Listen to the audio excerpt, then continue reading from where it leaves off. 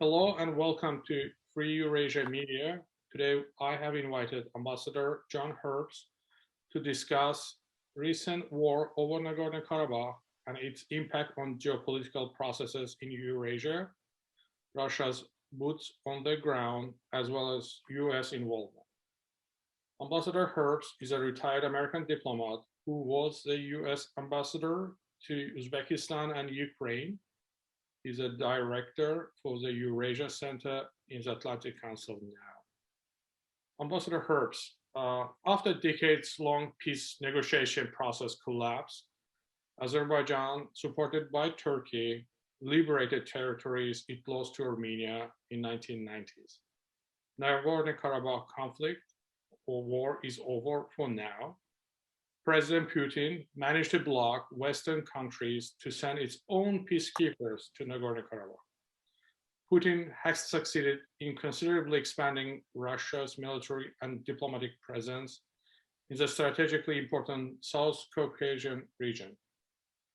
So the question is, Ambassador, what does the Moscow-Brok ceasefire deal or peace deal, otherwise said Russia's boots on the ground, mean for the Caucasus and entire Eurasia region? How is it seen from Washington, D.C.?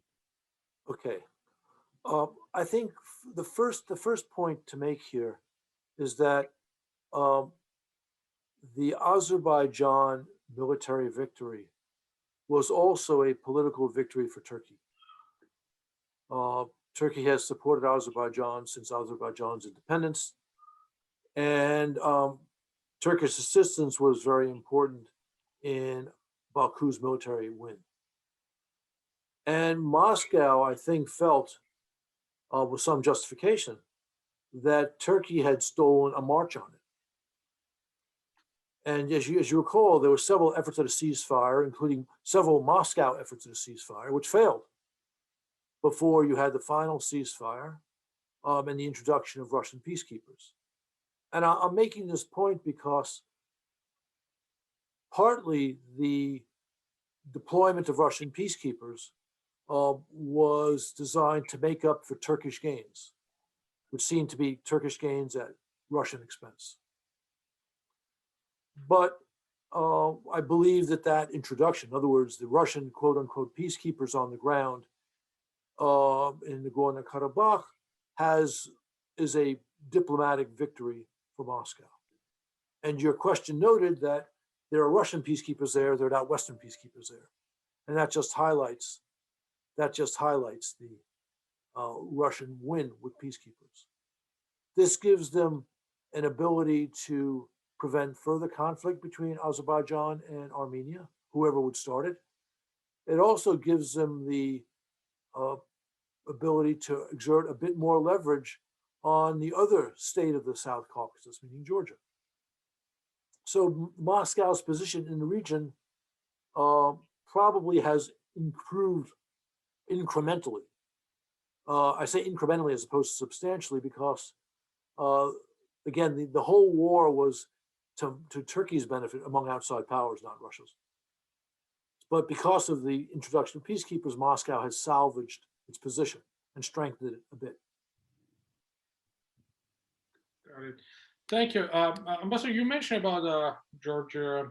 I mean, we know that Russia is no stranger to conflict zones with military forces and its proxies in former Soviet countries. Russia's peacekeeping missions already exist in Syria as a frozen post-Soviet Republic conflict.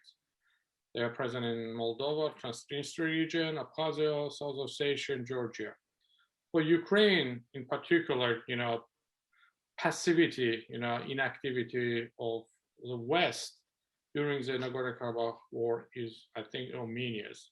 So what is the risk of Russian peacekeepers appearing in eastern Ukraine means for Washington when Russian troops flood toward border with Ukraine in recent days or weeks? In the past 6 or so weeks, we've seen a buildup of Russian forces, I guess, as you've mentioned, along the eastern border, along Ukraine's eastern border with Russia. We've seen the massing of Russian military equipment in northern Crimea, which of course is Ukrainian territory, which Moscow already occupies, but from which Moscow could move uh, military forces into southern Ukraine, which is beyond Crimea. I believe they are trying to rattle the Zelensky government. They're unhappy that Zelensky's government confiscated media from Putin's Ukrainian top ally, Viktor Medvedchuk. They are unhappy that Ukraine continues to pursue a westward-oriented foreign policy. They know that their current war in Donbass has not been sufficient to stop Ukraine from moving in a westward direction, so they're trying to increase the pressure. The danger, of course, is that this effort in showmanship will become another military operation. I mean, Moscow has been intervening in Ukraine now for 7 years. So it would not be inconceivable for them to launch a new offensive in Donbass or in southern Ukraine, just north of Crimea. My personal view is they will not do that because it's too risky for Putin. It will inevitably lead to more sanctions and serious sanctions. It will lead to increased US support for Ukraine, military support. And the US has signaled that this past week. You've had an extraordinary series of phone calls. Jake Sullivan, our national security advisor, called Andriy Yermak, the chief of staff to President Zelensky. Then Secretary of State Blinken called Foreign Minister Kuleba. Secretary of Defense Austin called Ukrainian Defense Minister Taran. And today, finally, President Biden called President Zelensky. And it was very clear these phone conversations were designed to demonstrate American support in the face of Russian provocations. Now, again, it's not impossible to say that, I mean, it's possible that Putin will decide to escalate his current aggression in Ukraine, but I think the chances of that are less than 50%, maybe at most 25%. Ambassador, one question back to the tactics. I know it's a little bit the way how the war is done. Using ballistic missiles is, I know there's no joke, right? It's we know that certain countries such as North Korea do so. These missiles escalate wars. Questions about Iskander, the ballistic sort of. After Russia's denial, after Armenia's also denial, Azerbaijan has just recently confirmed that Armenia used Iskander missiles in the city of Shusha. The question is that, do you think that the new type of Iskander missiles, together with hypersonic Kinjal or other Russian hypersonic missile programs, are a threat to America's allies and partners in Eurasia?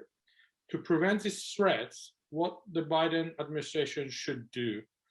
And I do think that using the Iskander missile by Armenia, we believe that Armenia used this. Do you think that it should be condemned in some way to prevent other, usage of Iskanders in other part of Eurasia? I think that the Kremlin has pursued a policy since the Soviet Union fell apart of dominating its neighbors by using the threat of military force or the actual use of military force, especially in the countries of the frozen conflicts. In the recent war between Armenia and Azerbaijan, there have been claims of atrocities by both sides. Certainly, these claims of atrocity should be looked at. I don't know if it makes sense to focus on one specific event or one specific weapon system in this. I mean, we're not talking about weapons of mass destruction, in which case it probably would make sense to focus on them. We need to be aware of the weapons being used, of course, but we need to be careful as to how we address them, whether looking forward or looking backward. So, that's my answer. If Russia, just a follow-up, if Russia used this in Ukraine, do you think that that would be a different story? Well, if Russia used it in Ukraine, we know it would be Russia using it, as opposed to Russia giving it to a sovereign country, which then uses it. So in that sense, it's a little bit different.